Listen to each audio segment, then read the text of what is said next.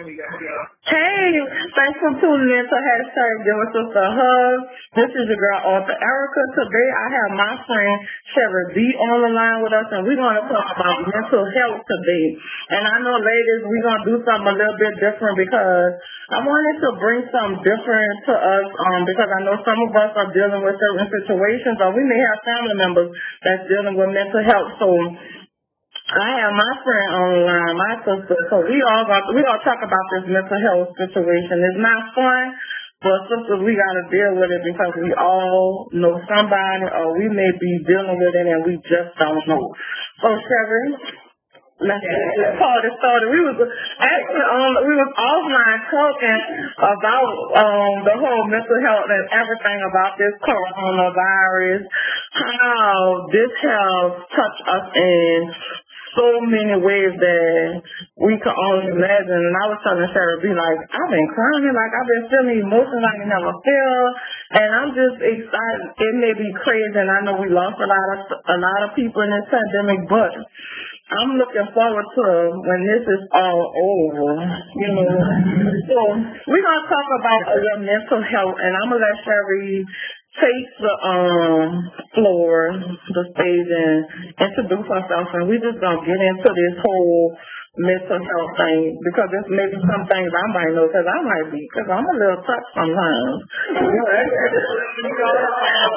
all have our moments, but it's okay. But the thing is, I find to get over any situation, you have to admit you have that problem. And some of us don't admit to have the problem. So, Sherry, you go ahead, because I need to talk the whole time. I am the CEO of Behavior Services.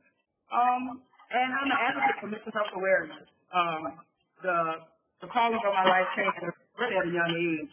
I had been through a lot of trying times, abandonment by my mom as a kid, and just trying times as a teenager, up against a lot of situations growing up. And I was court ordered to actually go to teen counseling when I was 16 years old. And that counseling changed my life. I was here for years. And it gave me hope. It gave me, instead of being optimistic, so I became optimistic instead of pessimistic, if I may. I realized that I should have full and to look for a silver lining, you know, because sometimes we get caught up in situations that we're in, you know, and we can't see past that moment. And ultimately, we got to turn the moment into somebody, you know, when it's only meant for you to go through that moment and just get past it, you know. And because what happens is you can't move forward if you're still stuck there. Right. So now I'm actually advocating for mental health, especially in our culture. It's been frowned upon so long, you know, depression and everything just swept under the rug, anxiety, you know. It's like a bad thing in our culture, and my goal is to really bring it to the forefront. Right. You know, it's okay to not be okay.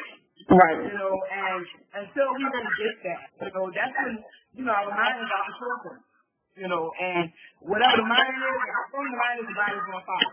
Right. So it's very important that we have a strong mind, a strong control center, and it can help when we know we need it. You know, and that's my biggest thing. Really, that and spiritual growth, of course. But mental health is very, very, very important for us. And I just want to embrace that in our culture, in our community, and really bring awareness to it, knowledge to it, and have us understand it's okay. You know, we all have moments. You know, depression comes and goes. You know, it doesn't mean that something's wrong with you or something. You know, we all have moments and we're all human. And we all live in this life, you know, that tend to be out there, you know, that we need to bring on ourselves, you know, sometimes we need that help, the extra hand, the extra push to get us through. And that's what I advocate for, that's what I stand for. And I was saying before we started recording that, you know, this pandemic, you know, for me and my advocacy, you know, is really pushing it to the forefront.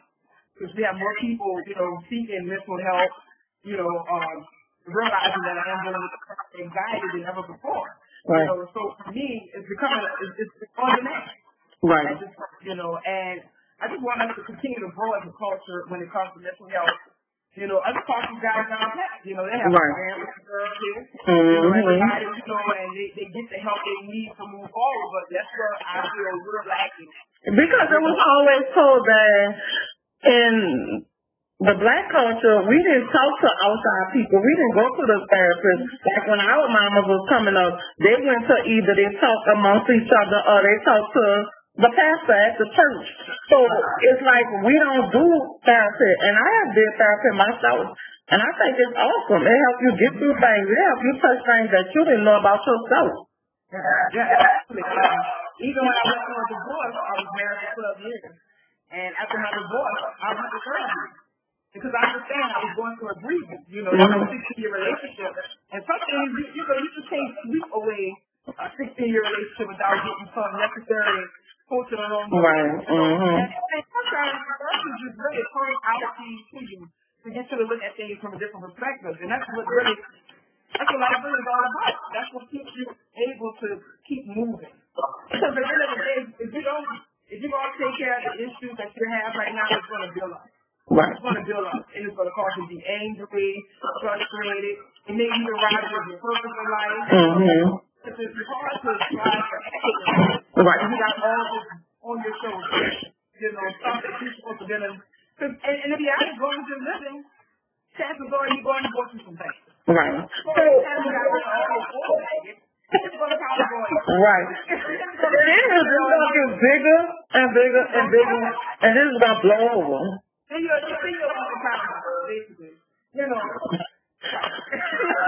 So when you so in your experience when you started dealing with mental health issues, what age was you at when you first experienced that first sign of traumatic mental health? Well, I was abandoned at age 18. Okay. So even before my mom abandoned me and my brothers, it was issues. Like we were homeless, living in vans, and you know, just up against all kind of opposition. So, but I didn't really feel. I think after the abandonment, I can remember a loud scream, you know, as you know, me and my brothers were being rolled away from where we were staying at, cop cars or what have you. And when I got deported from my brothers, because there was 5 of us, 4 brothers and me, over a couple of years, I got sad. I didn't see my siblings no more. My mom never came back. I wanted to move to Chicago. And I started wondering for my brother.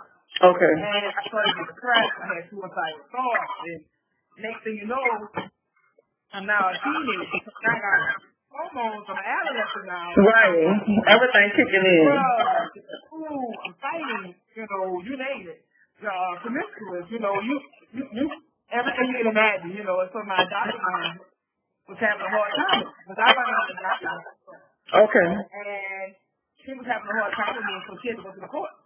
You know, but I mean, you name I was drinking. You know, I was doing all the things that, you know, the average 13-year-old wouldn't even be doing, you know, but so that feeling that I had of suicide, thoughts and stuff like that, I suppressed it with drugs and alcohol and fighting and stuff like that. Right. So I didn't really feel the relief until I started going to conference, you know, and I didn't feel like my adopted mom, I knew she loved me, but she didn't understand. You know, right. I felt like I'm giving you a home, I'm giving you what you didn't have. I'm providing everything for you, but you're still ungrateful. Basically, not understanding what I was going for. So I felt like I was in this, you know, in this position where adults didn't understand me and I was alone. Right. So when I went to therapy, you know, I can remember, you know, a couple of sessions in, and my therapist really understands. She said, Sherry, I understand exactly what you're going through. You know, I can understand how you would feel like that. Right. At that moment, you know, I could feel the load coming off my shoulders. Because somebody was understanding what you were talking about. Yeah, and it really gave me another way to look at it. To look at this from this perspective. So what if this could have been the case? You know, to really be like, oh, okay, well, maybe I shouldn't be so angry. Yeah, because things could have been worse. You know, just really. And it really helped me. I remember looking at her and telling her for the first time I was motivated, you know, by results.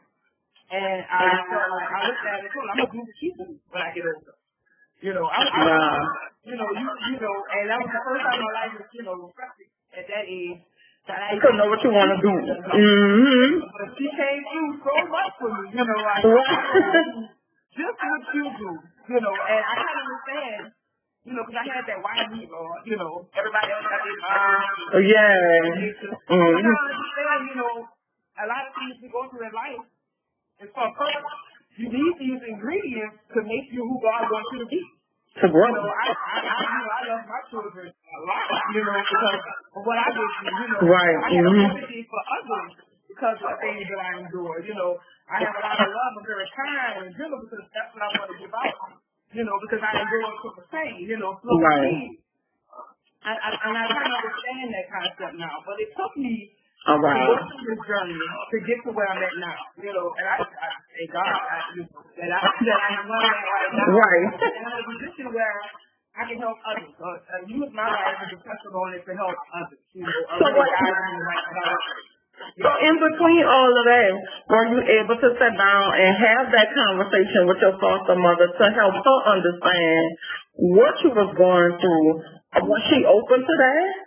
No, she had a great conversation. Okay. We had sessions together and separated. So, okay. It was a moment I remember where the counselor took my side in front of me, and I felt kind of good. But,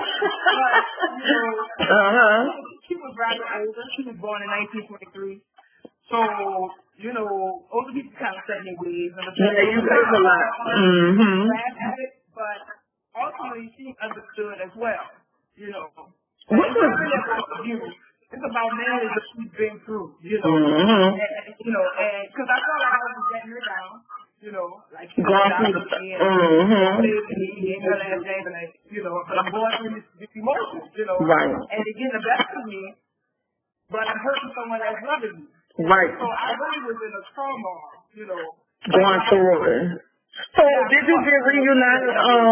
Did you get reunited with your brothers, with your siblings? Yeah, as an adult, okay. my brothers and I were reunited. We have a strong relationship now. So, yeah, it took years actually. Which is good. I mean, better late than never. Yeah, that's how you look at it. You can't undo those years without each other, but we do try to pick up the missing pieces, and try to be there, talk to each other and stuff like that. So, in the midst of it all, it's a blessing. So doing your researching out and going to counseling and everything, what would be the age group you say experience more of the mental health or mental issue? Like what age group do you think is like the younger kids, teens, or preteens, or adults? I would say that what I've learned is that usually young try to attack us when we're young. Okay. With trials and tribulations, Usually when you're younger and you go up to 15, it seems that you had no control over. You don't understand. You feel disconnected because you feel like it's all understand you. You hear that avatar in the place, so you can't really express yourself. Mm-hmm. So I think the younger kids have a harder time with mental health issues than anyone, than any other age bracket. Wow. A lot of times the young kids are dealing with things and they can't think, they can't express themselves and they just ball up in the inside of them. But a lot of times we suffer with things at early in life. Yeah, because younger kids, I think adults tend to not think our little people are smart, and I think our little people are really smart.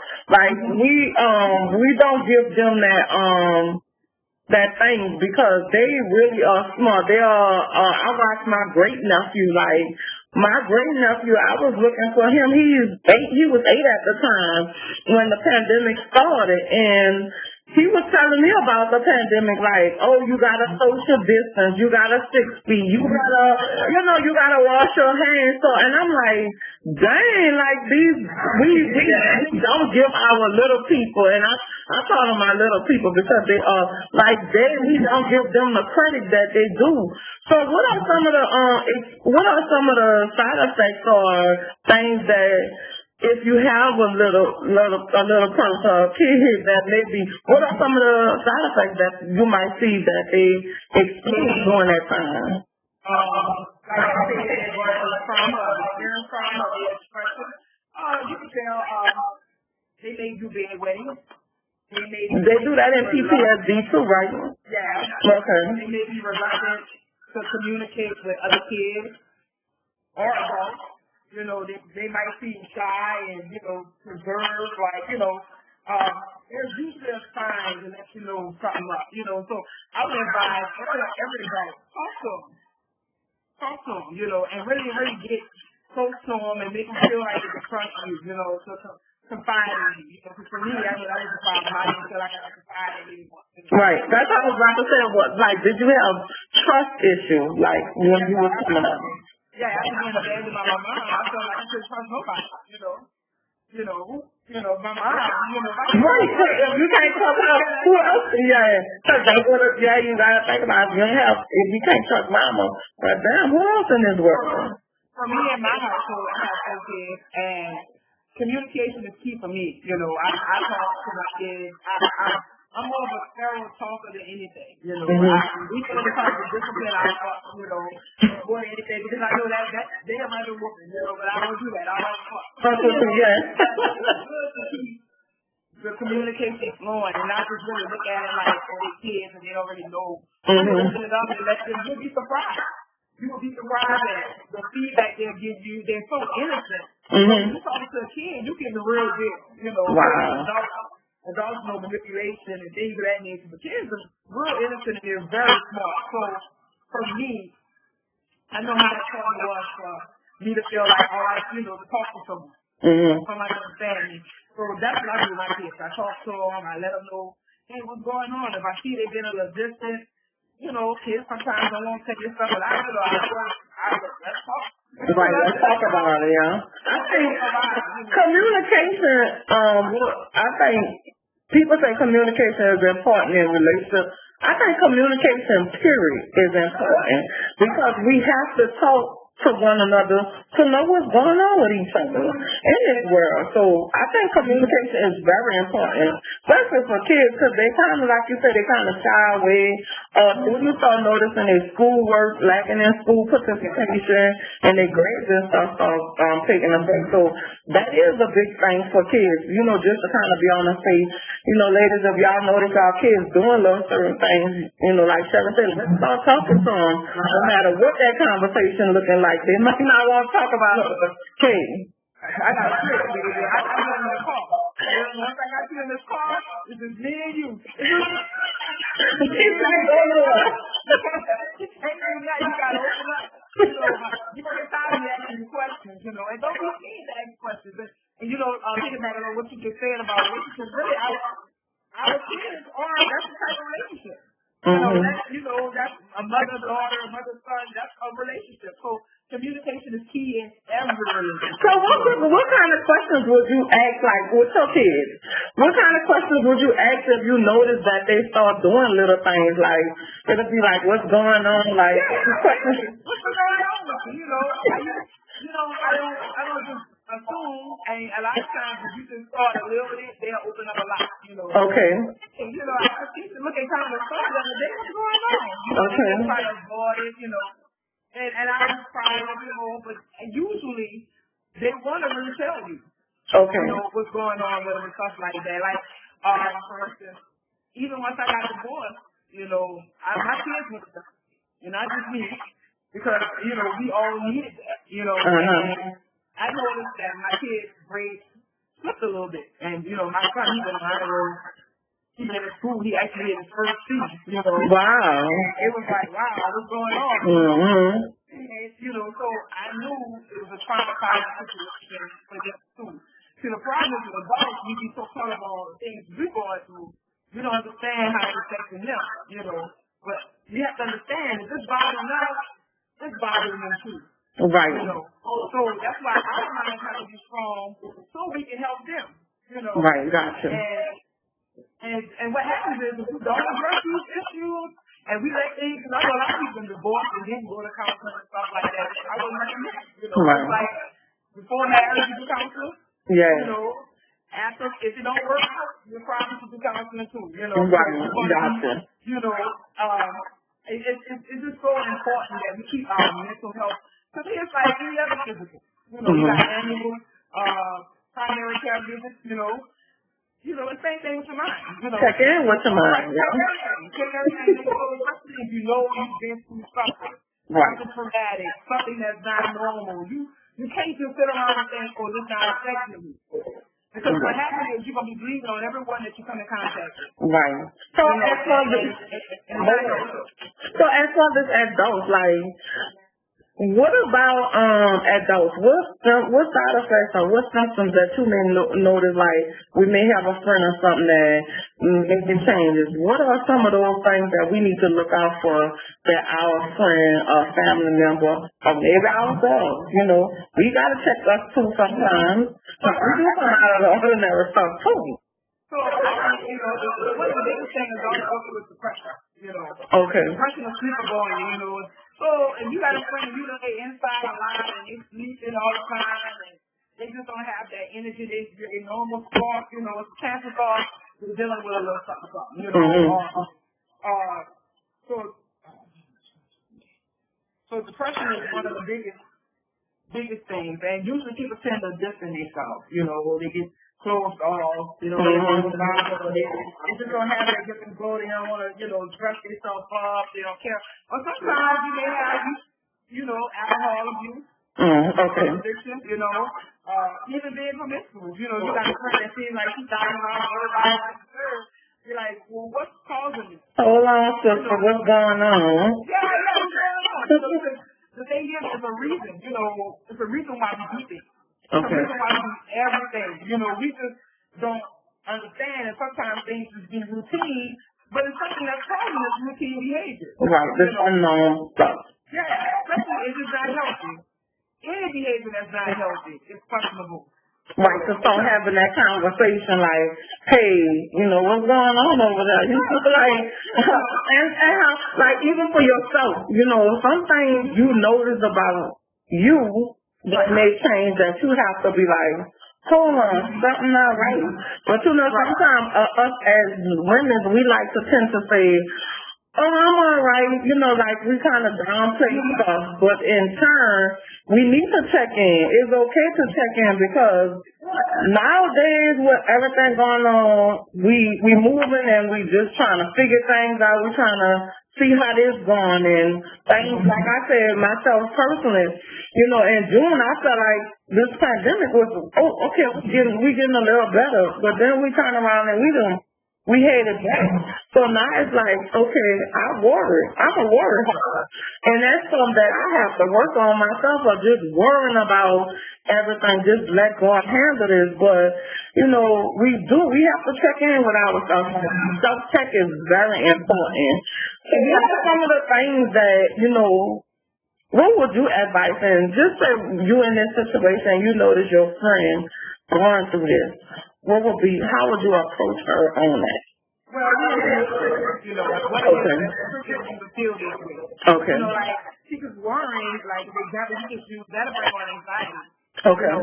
You know, that'll cause that. So we got to get rid of the triggers of no, you know, I have a very strong faith base. So I'm very big on, you know, prayer, things of that nature, you know, it's worshiping, you know, to get through. But to be honest, once you know the triggers, you know, and it just really takes being honest with yourself.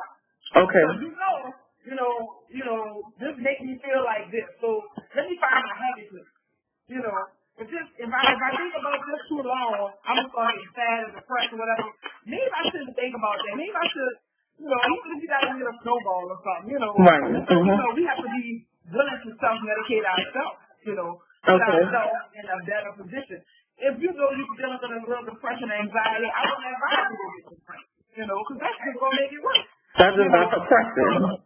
Yeah, that's just going to suppress it. You know, you might feel good for a second, but that come down, you're going to feel like you're in a rut, you know. So I would advise anything that you know, even if it's watching a comedy movie, you know, it's simple things we can do to trigger ourselves, to bring ourselves out of, you know, certain phases that we have to just be aware of. So it's good that we learn ourselves and make us feel the way we feel to get away from that, you know. You know, it really takes us to really study ourselves and learn who we are as individuals. Because, and to be honest, you know, we all have something that'll bring us to that something place, you know. Right. So, once we realize that, the problem is you can so busy studying other people, we won't take the time to study ourselves. But I'll tell you.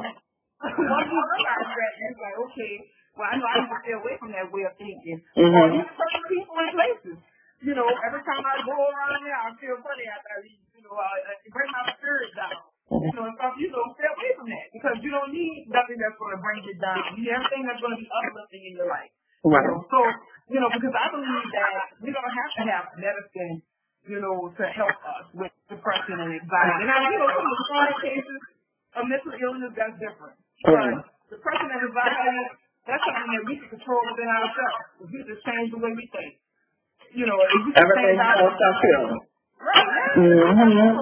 so we have to control our mind and not let our mind control us. Good. You know, and it's a technique to use, and it takes training. You know, it takes work, but it's worth it. So what are those techniques like? Do you do when you find yourself into a place where you feeling like you're going through anxiety or worrying about stuff? What are some of your techniques that you use? Well, I like to do yoga. Okay. Yoga is very therapeutic to my mind and my body. I love scenery. Like if I can watch the sunset over water. Okay. You know, even if I can go outside and hear the birds chirping or the flowers growing, you know. And I know it might sound kind of corny, but for me, I feel enjoyment in that. You know what I mean? Some days I might go to snowballs, you know, and I get happy. I start skipping, you know. Yeah. You know, I'm a nature person, so I outside scenery. Sometimes I might just want to take me a ride in the car and listen to some good music, you know. I do listen to my R&B or my gospel music. That's my choice of preference. I wouldn't advise rap music, you know, because like you might end up overboard with that rap. You know, even if you want to go to the nail shop and get a pedicure, I know quarantine and everybody not with it. But you know, there's certain things that you can just do to make yourself come out of that rut. Okay. You gotta be willing to come out of it. You got to be able to realize, I don't like the way I'm going. Yeah, and that's the first phase right there. See, you can know where you're headed, you know, you can kind of pull yourself before you get there. Right. If you don't know you and you haven't came, you know, to grips with the fact that this is something that I deal with, it'll be hard to stop it from happening, you know. That comes with being home, quarantine. You know, that time of like we had in April, May, where we were just in. So that comes with that time of just sitting down and learning who Erica is and what makes Erica happy, what makes Erica not happy. So that time of being alone, kind of you get to learn a whole lot about yourself. Like I learned a whole lot about myself. I was like, oh, okay, I didn't know that. So it is important to know who you are as a person, as that individual. I like to be constructive too, you know.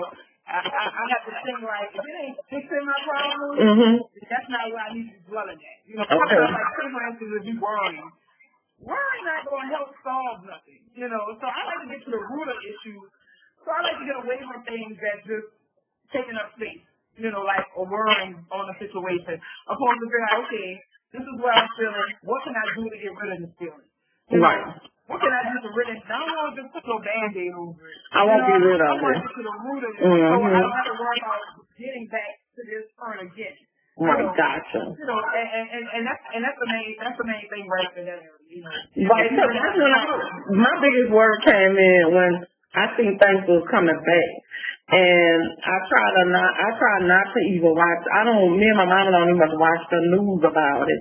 Like, I might grab little bits and pieces of it, but to drill down on it and sit down and watch it all day, that kind of stressed that worry into me. So that was one thing, like, I just got rid of watching the news about it. Like, I might, okay, let me check in here, but then just leave it alone. I found that brought my anxiety up with just watching all day, every day, day in, day out. Like, this thing was driving me crazy. You know, if something's out in our control, all we can do is think. Yep, let it go. You know, and that's why it's good to have a good, strong faith base. You know, you need prayer. You know, I mean, it goes hand in hand. Mental health, right. You need it. You know, because a lot of times we dwell on things that we have absolutely no control over, and it was drive us crazy if you allow it to. Right. You know? So as you said, this the lady changed your life and you wanted to start helping other people.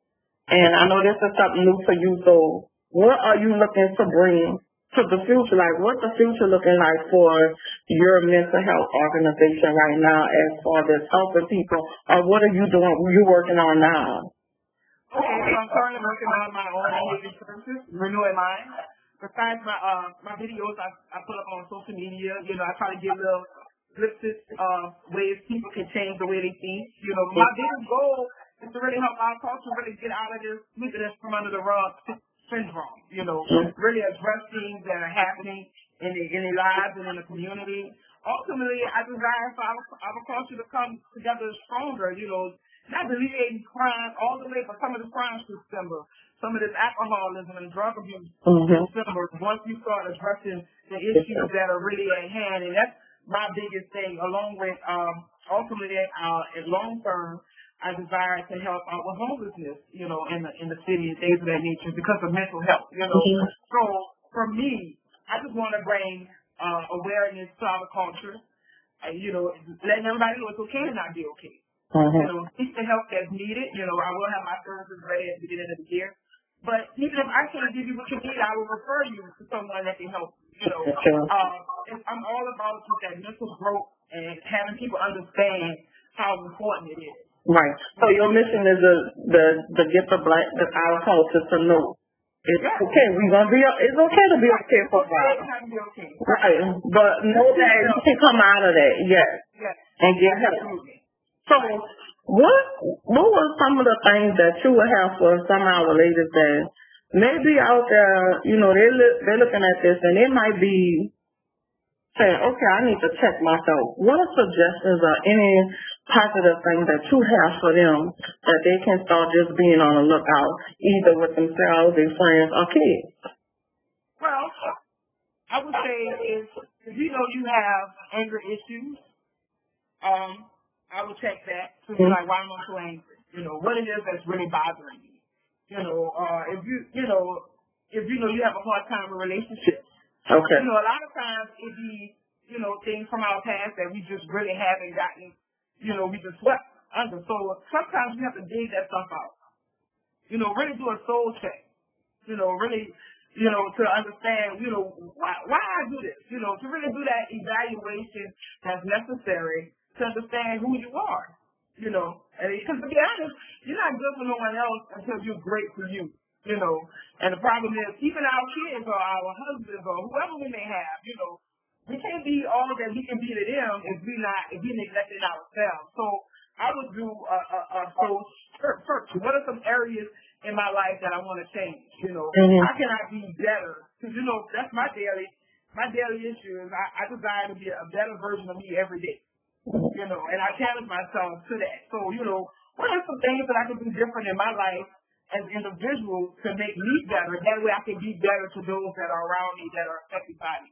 Because a lot of times as women, we're so busy trying to make sure the kids straight, make sure our parents straight, make sure the husband straight, we lose ourselves.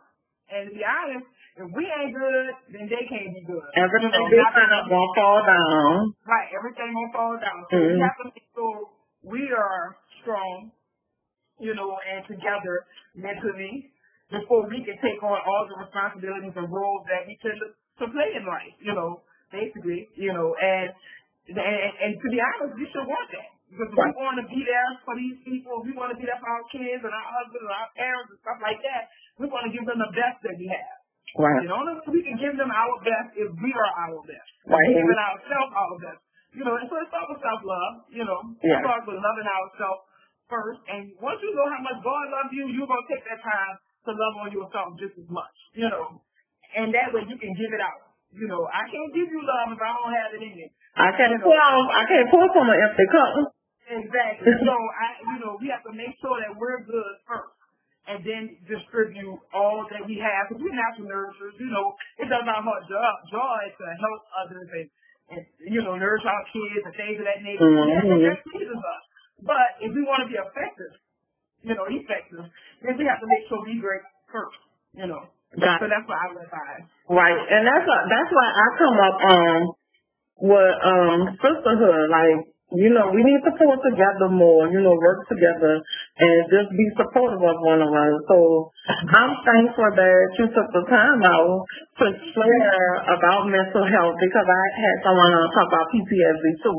So I'm glad you took the time out to share with us about mental health because we just never know who out there that needs that help. So do you have like a 1-800 number if they need to get in contact with someone immediate or what? I do have an email address if someone needs some help or some Okay. referrals. Go You ahead. can contact me at SherryB833@gmail.com, and I can lead you in the right direction. I'll make sure I get that information to put when I post up on the YouTube thing. So I'm thankful that you took the time out with us to sit down and let's just talk about this because everybody don't like to talk about that because nobody want to talk about mental health, but it's okay. It's okay to be okay. And I'm like, we can live in the moment, just live in that sadness, but let's not stay there. Let's get back up and we do what we need to do. So before we close out, Sherry, make sure everybody know your social media information and your contact information. Okay, so on Instagram, I'm on Real Talk _with SherryB. On Facebook, at SherryBerry. And on YouTube, SherryB.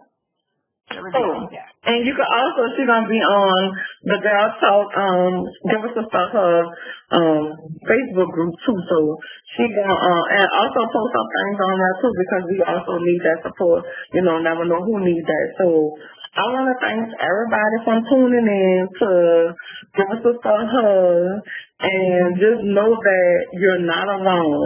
And this is what I say all the time. You're not alone. I'm here with you, Sherry here. We all gonna get through this. At the end of the day, when all this is said and done, we all gonna be in a great place. We all gonna have a testimony of what we've been through. And then I love you, Sherry, love you. We all gonna get through all of this. Love you all. Yeah, we gotta have some of this love instead of just being so down. And I know we're going through a lot right now, but we still have to smile. We can't be frowning because that just gonna make us look ugly. So a smile is always beautiful. So also check us out on Facebook on the Give Us a Hug Facebook group page and just join in it. And we look forward to hearing from you guys. What you were saying? No, I was going to say, we go through this, but we don't allow it to go through us. And we just got to pray about it. We gonna get through this. Like I said, we gonna get through this, and we gonna be better people. We're gonna be better at this, ladies. So don't give up. Because me and Sherry, we going through our own little situations, but we here to get through all of this. So thanks again for sharing about mental health with me, Sherry. No problem. It was a pleasure. All right. Oh, wait. Oh.